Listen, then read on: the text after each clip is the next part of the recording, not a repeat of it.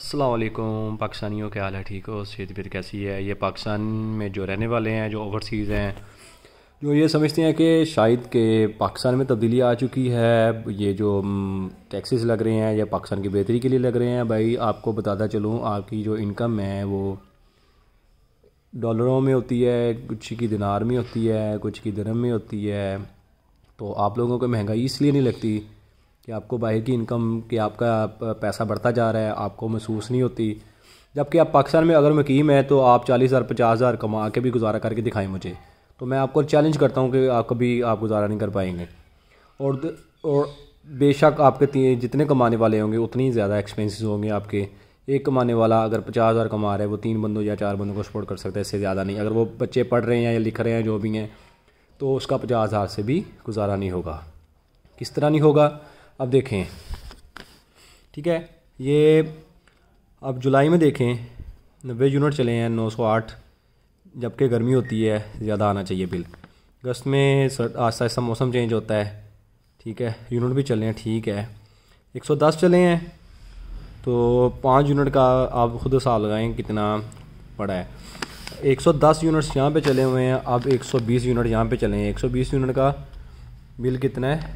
1500, ठीक है, round about. और आप पीछे देख लें, अक्टूबर 32 यूनिट्स 124 बिल, पेमेंट्स भी 124। November 16 units 123 payments. January as it is ही देखें, यूनिट्स अप डाउन हो रहे हैं लेकिन इनकी अमाउंट वहीं की वहीं टिकी हुई है।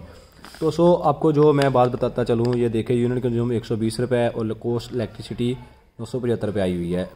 अब यहाँ पे फ्यूल प्राइस एडजस्टमेंट भी हम दे रहे हैं और इस पे टैक्स भी हम दे रहे हैं, यानी कि फ्यूल प्राइस एडजस्टमेंट पे टैक्स भी हम दे रहे हैं।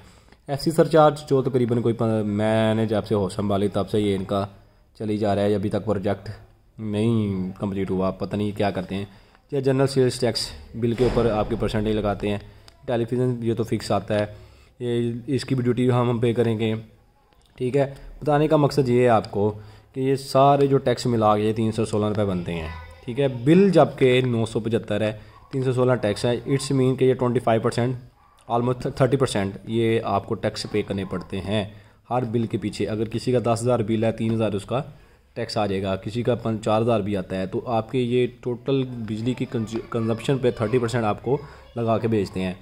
और ये इसी तरह ही नहीं करते। अगर कहते हैं कि आपके टैक्सेस के साथ पाकिस्तान चल रहा है या हम बहुत से मामला कर रहे हैं, और हुकूमत को बताएं कि आप जो अड्डे की टैक्स की वसूल करते हैं, उसके बाद आप टूल टैक्स लेते हैं, मोटरवे का टैक्स लेते हैं, एफबीआर का टैक्स लेते हैं, अदर प्रोडक्ट्स का टैक्स लेते हैं, फाइलर का टैक्स लेते हैं, पता नहीं किस किस तरह के टैक्स लागू किए हुए हैं।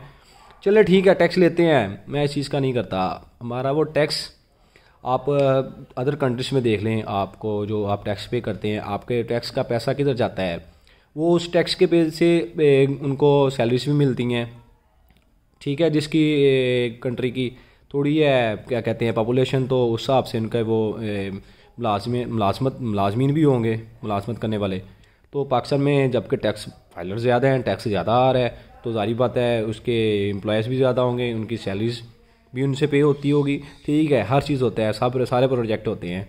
3 साल से मैंने आज तक कुछ नहीं देखा कि क्या हुआ क्या नहीं हुआ। मैंने खुद पीटीआई को वोट दिया है, मैं तब्दीली की बिना पे वोट दिया था कि शायद कोई तब्दीली देखने को मिली। मेरा नहीं ख्याल कोई तब्दीली देखने को मिलेगी। अब यही वही साल हो गया कि हमें सबसे पहले कहा गया है कि इमरान खान ने कहा जो बिजली का इतना बिल आता है, गरीब आदमी के ऊपर बर्डन है, पेट्रोल जब बढ़ता है ये गरीब आदमी के ऊपर बर्डन है। ये सब इसी तरह ही हमारे साथ वोट लेते रहेंगे। अगर आपको पता ही है ये मुल्क क्राइसिस में, तो आप क्यों वज़ीर आज़म बनने की ख्वाहिश करते हैं? अगर आप नहीं किसी चीज़ को ठीक कर सकते तो आप उसका क्यों आप क्या करने आए हैं फिर यहाँ पे? तो लिहाजा अवाम जो बाहर बैठे हुए हैं ना, उनको नहीं पता कि पाकिस्तान के हालात क्या हैं। वो उसी हिसाब से इनकम भेज रहे हैं पाकिस्तान। अगर वो आज से 5 साल पहले गए हैं, 100 रुपये फॉर एग्जांपल 100 रुपये कॉस्ट थी, ठीक है, आज 173 रुपये का डॉलर हो चुका है।